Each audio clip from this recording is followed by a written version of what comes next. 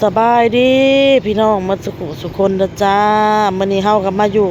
วงเวียนคันหมักเบงเด้อพี่น้องเด้อนี่แหละอันนี้เพิ่นเอิ้นอัน11แยกเด้อพี่น้องเด้อ11แยกเนาะพี่น้องเนาะหลักสองโง่ไปหากันเป็นตลาดใหญ่พี่น้องเอ้ยเท่าสิออกเมื่อเซโนแหละแต่ว่าผมอันนี้ก็ทงเครื่องน้องบอลทงเครื่องอ้นแล้วก็ทงเครื่องออโต้พี่น้องอันนั้นแม่นแนวกินเด้อพี่น้องเด้อทงแดงๆอันแนวกินแล้วนกเราหายมีแกงเห็ดปวกแกงหน่อไม้ใส่เห็ดละโงกแน่มีไข่นกกระทาที่มันเป็นไข่ลูกนะพี่น้องแล้วก็มีหมักม่วงมีพักมีแหละของกินอะไรเราหายพี่น้องเลยเอาถ่าหลัดหลดเป็นแยกอะไรก็ห้านบอดซีฟ้าๆบอดบอเต้เห็ดเวียกพี่น้องแต่ว่าน่าจะไม่ได้อยู่หันเล่าคนแหละน่าจะไปเห็ดเวียกอยู่ตลาดโลกโอ้น้องเวียกนอกได้รถตู้มาแล้วมันไปพุ่นมันเลยมาพี่เลี้ยงคันนี่ได้แมนบ่ลูกมาแล้วฮะแมนบ่ถ้าแขกบ่ลูกเบิ่งลูกไปพุ่นบ่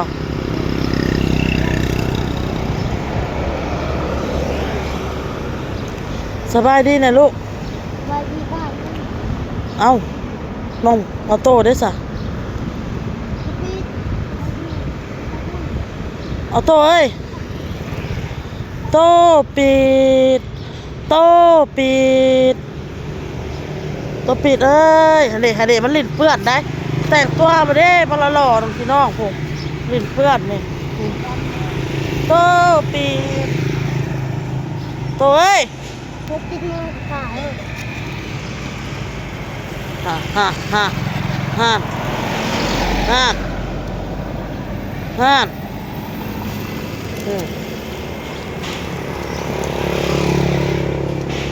ทูทูอีกทูยาช่างเด้คนมือเป็นโซดับเป็นไรขาหลดพี่น้องเลยยามเฮาสิเมื่อบ่ได้มีได้หลดเมื่อนะแต่ยามเฮาบ่เมื่อบัดหลดหลายแม่บอกว่าไม่เจ็บเหรอเบิ่งน้องเด้อลูกเด้อเพ้อบ่ได้เด้แม่จีดแล้วแต่ละคลองพี่น้องเอ้ยผู้เผื่อเห็นหันเห็นนี่แล้วพี่น้องนอกอ้นก็ได้บ่แม่นสิแบบว่าพอดโมงเมื่อแล้วเมื่อผู้ผับอีกอ้นก็เผื่อปัดเฮือนเมียนซ่านให้เราเสร็จหันเสร็จนี่แล้วเผื่อแล้วห้องมันอยู่บ้านนอนแล้วปัดเมียนแล้วพวกก้อยพี่น้องไอ้เคยเราเห็น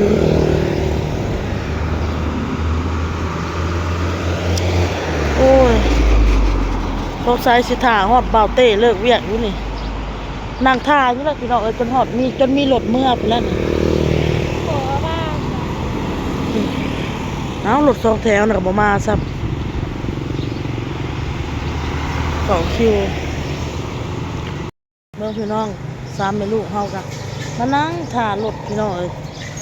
ยังบ่มีรถออกเมื่อเด้อพี่น้องเด้อไปเด้อแม่คอยจะละครองแม่คอยเนาะเราจะสิท่าก่อนของบ่ซัก1 2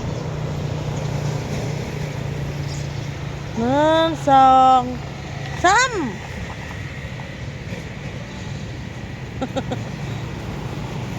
วันไปยืนผักเลยหัวหน้าโอ้ยพี่น้องเลย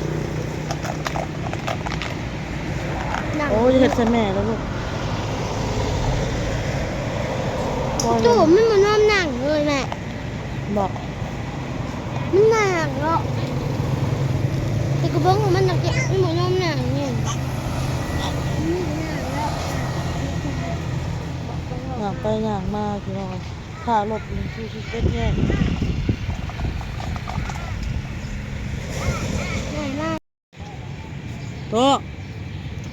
โต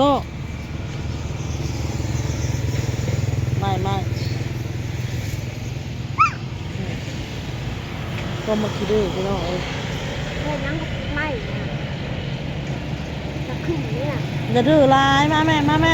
มดกัดไม่หมดเลยน่ะมาหมดนะอุ้ยไม่หมดไร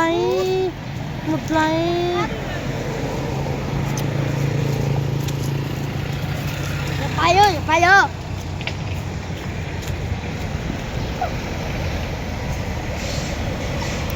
โอ้หาโมงเลย โอ้โอ้โอ้โอ้โอ้โตย่าเฮ็ดย่าไม่อย่าเฮ็ดอย่าไปมา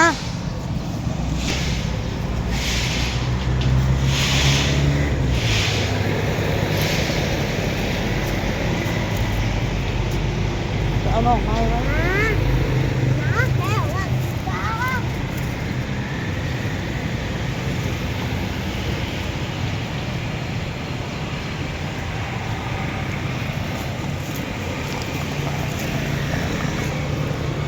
ไม่นะไม่นะอย่าทำนั่งลงนั่งลงอย่าทำไม่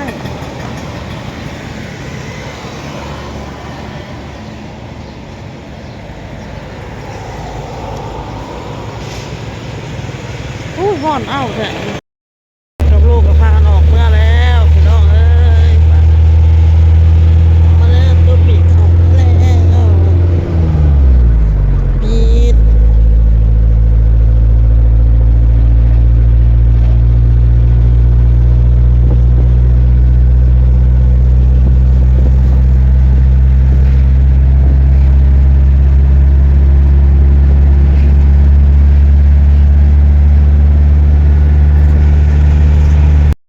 เพื่อนละพี่น้องเลยเราอยากแนวกินเด้อพี่น้องเด้อ ไปดีพี่น้อง มาจีดไข่เบิ่งมาจีดไข่เบิ่งก่อนเมื่อยพี่น้องอุ้มน้องออโต้รับไปเบิ่งว่ามีหยังแน่นกเราหายเฮาเนาะพี่เนาะพุ่นแหละแม่ไปสิ่งทางในพุ่นแหละใต้ไผ่เนี่ยลูกตะปิดฮอดเฮือนเฮาหลายๆฮอดเฮือนฮอดชาติหลายๆอ้าวตุ๊กตาไผ่น่ะไม่ใช่น่ะตุ๊กตา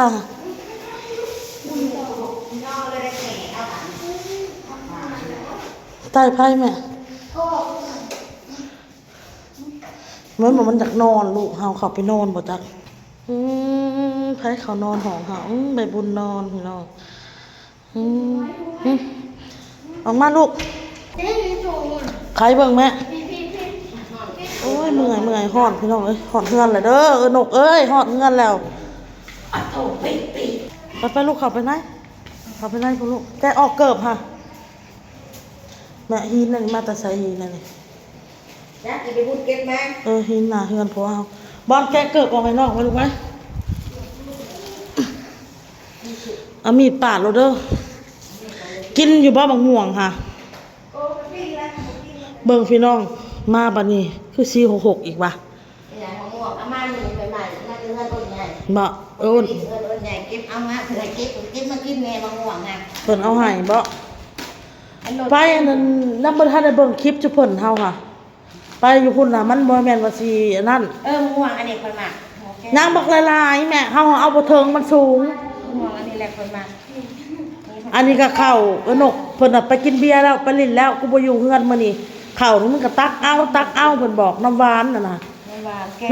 น้ำหวานแกงเฮ็ดปวกแล้วก็แกงเฮ็ดละโงกใส่หน่อไม้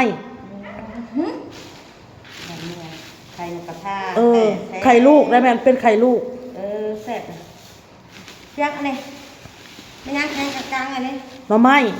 ผักคะแน่ผักคะหน่อไม้เราให้หน่อไม้ต้มมาเมื่อกินเอาเมื่อตู้เย็นกูจึงเบาเพิ่นว่าเราให้เอามาเลยจอมาจากบ้านฮะเอาไว้แล้วเอาข้าวส่งฟิตไว้แล้วบัดบ่มีมาผัดมีเพียงแน่มักเพชรกับพี่ซานะมีผักหอมเปอะไรอันหัวไก่แม่เอาไว้อบไก่ไว้อบเอาจานมาใส่ลูกหมกอาจารย์มาใส่ไว้จานมาใส่ครับค่อยทอดตู้เย็นว่างตู้เย็นมาเราถอดออกให้มันนานๆเลยทีเสียบมายังบ่ได้เสียบมันน้ำก้อนมันละลายมันตายบ่ตุ่มละลายก่อนบ่นะมันบ่ตายนะพุดมันบ่ละลายเขาเลยพุดสายไม่ยังน่ะชุบหน่อไม้เราเอาให้เบิ่งนี่คือชุบหน่อไม้เราเอาให้เอาบ่ได้กินได้แม่อันนี้กระสุบเนี่ยมะเขือบ่ไม่ยังน่ะหมกแต่เรียง ในบุกกิน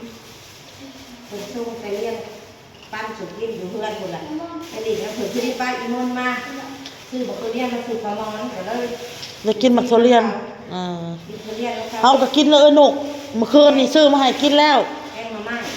เพิ่นจงไว้มากนึงแล้วมันกินมันโหยหัวแล้วมันสิเละแล้วเอามาหมูว่าซั่นก็ได้กินน้ำเหล้าอีกมื้อนี้ก่อนสิมานี่มักทุเรียนน่ะโอเคพี่น้องโอนก็มาฮอดเฮือนฮอดชานแล้วเด้อจ้าได้แนวอยากได้กินเอานกเป็นคนให้ หมดแดงไฟ ไปแม่เอาถ้วยมากินแม่น้ำหวานแซ่บๆบ่ต้องเอาเข้าตู้เด้อออกจากนั้นกินโลดมันสิเสีย ไปเอาถ้วยมากินน้ำหวาน น้ำหวานหมักมี่ นี่เก็บเนี่ยเพื่อนแค่ เพื่อนเลยได้วางไว้ในขี้ดินแล้วนะแล้วจึงเสร็จ เอาแค่เสร็จเนี่ย แล้วจึงเสร็จ หมด เนาะ เด้อหมดแดงไฟที่จะเห็ดอะไรหรอกนะหมดแดงไฟกระดักกระดอกในมือกันคอยเอาแป้งโปะแต่เนี้ยเจาะมูอยู่บ่ได้แป้งมาอยู่ต้องเอาซอสขีดเบิดไปซื้อโลดสุกหนึ่ง มาขอสิจัดการ พัวเฮามาพู้นแหละพัวเฮาสิมามื้อนี้ ขาหมดนี่บ่ได้หมดแดงไฟแต่บ่ได้มันมันจะขูดใช้พวกนี้นี่อยู่ จะไปอยู่ห้องอื่น นี่ไปอยู่กับอื่นก็ยากนะจะให้คนเวียนเงินนี่บ่ได้กัดเล็กน้อยหมดแดงไฟหลายโพด นั่นล่ะกินได้ไหมน้ำหวาน โอ้ย แกงเห็ดปวกเด้ก็ ว่าบ่ทันได้อยากจะเราคือ อุ่นน่ะแกงเห็ดละโงกกะ เราคือมันหลากหลายเนาะแต่ก่อนจะเฮ็ดใหม่ถ่ายใหม่นั่น อย่าก็จึงบ่ได้มาหาแนวนี้เมื่อวานเนี่ยแม่ยังบ่แล้วเวียกสั่งใส่คอคำนกเสียและกาสิไปพากันไปสาบานสิพากันไปยามข้าวยามน้ำแล้วพัดไปเบิ่งหมอดูบัดนี้ไปเบิ่งหมอดูเว้าและกะเราก็เลยหย่าซะมันหยัง อย่างโถพวกนี้มา ผู้ลูกผู้เห็นแล้วผู้ เห็นมั้ยเห็นมั้ย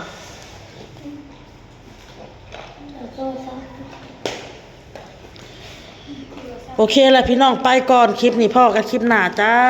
บ๊ายบายแม่จิต